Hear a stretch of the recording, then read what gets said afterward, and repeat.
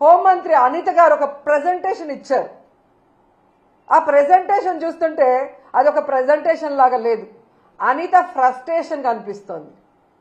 ఆమె ఏదైతే వీడియోలు చూపించిందో అవన్నీ చంద్రబాబు నాయుడు కూటమి ప్రభుత్వం తయారు చేయించిన ఫేక్ వీడియోస్ని ఏ విధంగా ఆమె ప్రజెంట్ చేసిందో మనం అందరం కూడా గమనించగలిగాం. అనితతో పాటు ఇంకో ఆవిడ తయారైంది, సవిత. మొదటిసారి ఎమ్మెల్యే అవగానే మంత్రి అవగానే కొత్త పిచ్చోడు పొద్దురగడు అంటారు చూసావా, ఆ విధంగా ఉంది సవిత ప్రవర్తన. తనకు ఓట్లేసి గెలిపించిన ప్రజలకి ఈరోజు మెడికల్ కాలేజీని పూర్తి చేయాల్సిన బాధ్యత మంత్రికి లేదా జిల్లాలో? ఈరోజు చంద్రబాబు నాయుడు మీద ఒత్తిడి తీసుకొచ్చి ఆ కాలేజీని పూర్తి చేయడం ఆమెకి చేత కాదు. ఈరోజు మీకు దమ్ముంటే నేను వస్తాను, రండి. రాజమండ్రి మెడికల్ కాలేజ్కి వస్తారా? విజయనగరం మెడికల్ కాలేజ్కి వస్తారా? నేను ఇన్ఛార్జిగా ఉన్న మచిలీపట్నం మెడికల్ కాలేజ్కి వస్తారా? నంద్యాల మెడికల్ కాలేజ్కి వస్తారా? మీ పక్కనే ఉంది కదా, వైజాగ్లో ఉంటావు కదా, పాడేరు, ఆ మెడికల్ కాలేజ్కి వస్తావా? మెడికల్ కాలేజీలు అంటే ఎలా ఉంటాయి, ఎలా కట్టాలి, అక్కడ చదువుకుంటున్న మెడికల్ స్టూడెంట్స్ ఎవరెవరు అనేది డీటెయిల్గా మీకు చూపిస్తాను. దమ్ముంటే ఎవడైనా రండి, తీసుకెళ్తాను. ఏదో పిచ్చి పిచ్చి వీడియోలు తయారు చేసి ఈ పిల్లలు చూస్తే వా అంటారా? ఆ పిల్ల నువ్వేమన్నా యాంకర్వా, హోమ్ మినిస్టర్వా?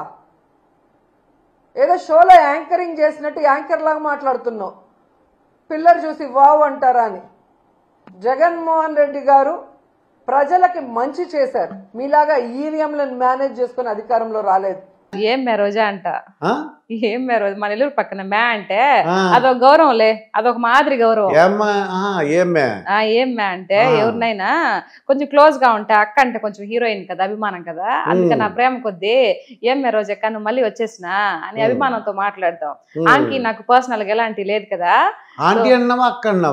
అక్కకి నాకు రోజక్కకి నాకు పర్సనల్ గా ఏం లేవు కదా. సో ఎట్లయినా యాక్టర్ యాక్ట్రెస్ కదా, తను హీరోయిన్ యాక్టర్, మేము కూడా యాక్ట్రెస్ గా వస్తా ఉన్నాము.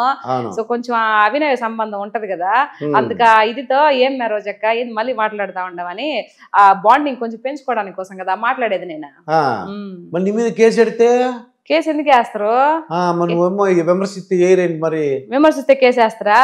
విమర్శిస్తే కేసు వేసే పని అయితే పాలన బాగాలేదు, మూడు మంది ఏమి సరిగ్గా లేదు, చంద్రబాబు నాయుడు చేసింది లేదు, పవన్ కళ్యాణ్ చేసింది ఏమి లేదు చెప్తుంది ఆవిడ చెప్తుంది. ఎందుకు అని అంటే ఏదో ఒకటి పని కావాలి కదా. ఇప్పుడు ఏమి లేకపోయా పాపం. సో డబ్బులకు బాగా దోచుకోవడానికి మరిగి ఉండేవాళ్ళ. ఇప్పుడు ఏమి లేకపోయా, ఎట్లా అబ్బాయి ఎట్లా చేయాలా అంటే ఇప్పుడు ఈ విధంగా మాట్లాడితే కదా ఆ పక్కన పై నుంచి మా జగన్ అన్న ప్రెజర్ చేస్తా ఉండలా. ఏంటి నువ్వు మాట్లాడితే కదా, మాట్లాడకుండా పోతే ఎట్లా? నువ్వు ఏదో ఒకటి మాట్లాడిపోయి దుడ్లు బాగా తీసుకున్నావు కదా, ఇది మంత్రిగానో ఏదో చేసింది కదా ఆవిడ, టూరిజం మంత్రిగా బాగా దుడ్లు సంపాదించుకున్నావు కదా, మాట్లాడకపోతే ఎట్లా పోయి మాట్లాడమే అని చెప్పి ఒక డెప్పకాయ వేసరికి మళ్ళీ వచ్చిండేది.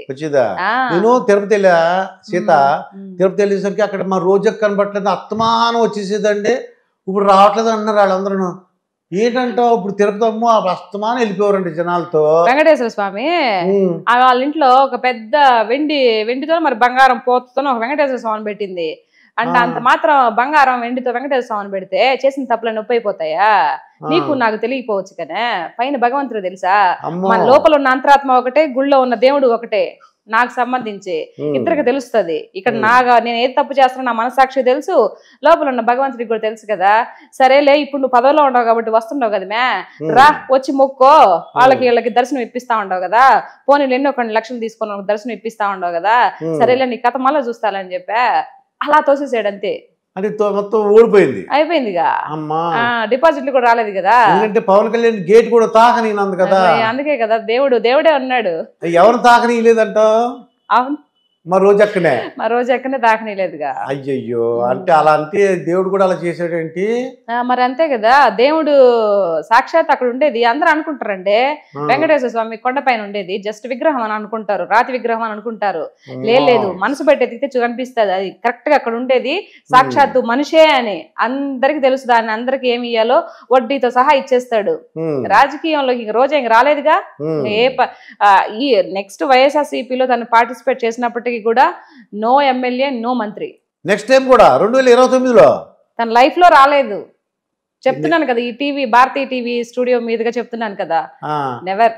నాకు అలా అనిపించట్లేదు. నేను మళ్ళీ కానీ వస్తుంది అనుకో ఇదే టీవీ ఛానల్ కి వచ్చి ఆ, మీకు క్షమాపణ చెప్తా, మీ టీవీకి క్షమాపణ చెప్తా. నాకు మళ్ళీ గెలిస్తే గానీ టికెట్ ఇస్తే గానీ టికెట్ ఇచ్చినప్పటికీ కూడా గెలవదు, అంతే. గెలదు. ఆ, ఇప్పుడు మీరు సోమవారం వచ్చారా, మంగళవారం వచ్చారా, బుధవారం వచ్చారా అని నార్కే రోజా గారు మా పార్టీయే. ఆమె పర్యాటక శాఖ మంత్రి. రాష్ట్రానికి పర్యాటకులు తీసుకువచ్చేట్టుగా చేయండి అంటే ఏమో పర్యటనలు చేయనిపోతుంది. Dubai, Sri Lanka, Bangkok, Thailand, Pattaya, అదేవిధంగా జర్మనీకి కూడా పోయించింది లాస్ట్ లో మొన్న. జర్మనీ మొన్నటిదాకా జర్మనీలో ఉండిచ్చింది.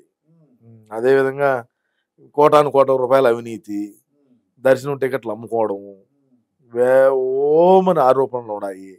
మరి ఈ ఆరోపణలన్నింటినీ విచారణ చేసే మరి బిఆర్ నాయుడు గారు గత ప్రభుత్వంలో తిరుమల తిరుపతి దేవస్థానంలో జరిగినటువంటి అవినీతి అక్రమాలు, కలియుగ దైవమైనటువంటి వెంకటేశ్వర స్వామిని అడ్డం పెట్టుకొని వ్యాపారాలు చేసినటువంటి ఘనత మా వైసీపీ పార్టీది. మరీ ముఖ్యంగా చిత్తూరులో బడా నాయకులుగా ఉండేటువంటి వైసీపీ నాయకులదేనని చెప్తాను నేను. వాస్తవం జరిగింది, తప్పు జరిగింది, ఒప్పుకో.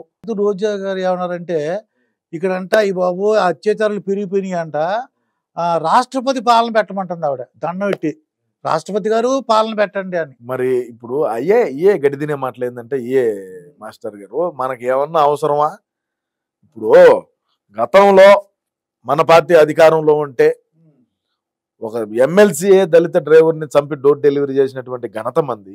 ఒక డాక్టర్ సుధాకర్ ఇటువంటి వాళ్ళు చాలా మంది వెలుగులోకి వచ్చిన వాళ్ళే చెప్పుకుంటే కొన్ని వందలు ఉన్నారు. జగనన్న ఇంటికి కూసంత దూరంలో ఒక దళిత అమ్మాయిని గంజాయి మత్తులో ఉండి రేప్ చేసి ఆ అమ్మాయిని చంపేచ్చే జగనన్న ఇంటి దగ్గరనే చెప్తున్నా. ఇది నేనేం వేరే దూరంగానో లేదంటే ఇంకో దగ్గర చెప్పలా. ఏమైంది? ఒక అమర్నాథ్ గౌడ్ మా అక్కగారిని ఏడిపియద్దు, మా అక్క చదువుకునేదాన్ని పోవాలంటే ఆ అబ్బాయి మీద పెట్రోల్ పోసి చంపేశారు. అదేమైంది? ఎంతమంది మహిళల మీద దాడులు జరిగినాయి, ఎంతమంది మహిళలు అదృశ్యమైనారు, ఎంతమంది మహిళల మీద హత్యలు జరిగినాయి. వీటన్నిటినీ ఉన్నప్పుడు నువ్వు ఎందుకు మాట్లాడలా? మహిళా చైర్పర్సన్ ఆమె వాసిరెడ్డి పద్మ బయటకు వచ్చి మాట్లాడింది కదా, మేము ఆ రోజు నిలదీస్తామని చెప్పి. మేము ఆ రోజు ఏలెత్తి చూపించే ఇదో 7 మహిళలకు దాడులు జరుగుతున్నాయి, ఇదో 7 మహిళలకి మాదిరి ఇబ్బందికి నేను దిగిన పరిస్థితి అని చెప్పితే ఏం మా ఆయన పట్టించుకోలేదు అని చెప్పి ఆమె చెప్పింది కదా బయటకు వచ్చి. మరి ఇంకేంది ఈ పంచాయతీ? నువ్వు మాట్లాడిన పాట మరి నువ్వు అంత నికార్సుగా, అంత నీతిగా, జాతిగా, అంత కరెక్ట్ గా నువ్వు నగిరిలో నువ్వు పాలన చేసి ఉంటే, నీ చిత్తూరు జిల్లాకు నీ తిరుపతి జిల్లాకు న్యాయం చేసి ఉంటే, మరి నువ్వు 2వ రౌండ్ లోనే ఎందుకు కారుకి వెళ్ళిపోతావు? కౌంటింగ్ రోజు 2వ రౌండ్ లోనే ఎందుకు పోతావు సార్? నువ్వు కరెక్ట్ గా చేసి ఉంటే, ఏడా అవినీతి చేయకుంటే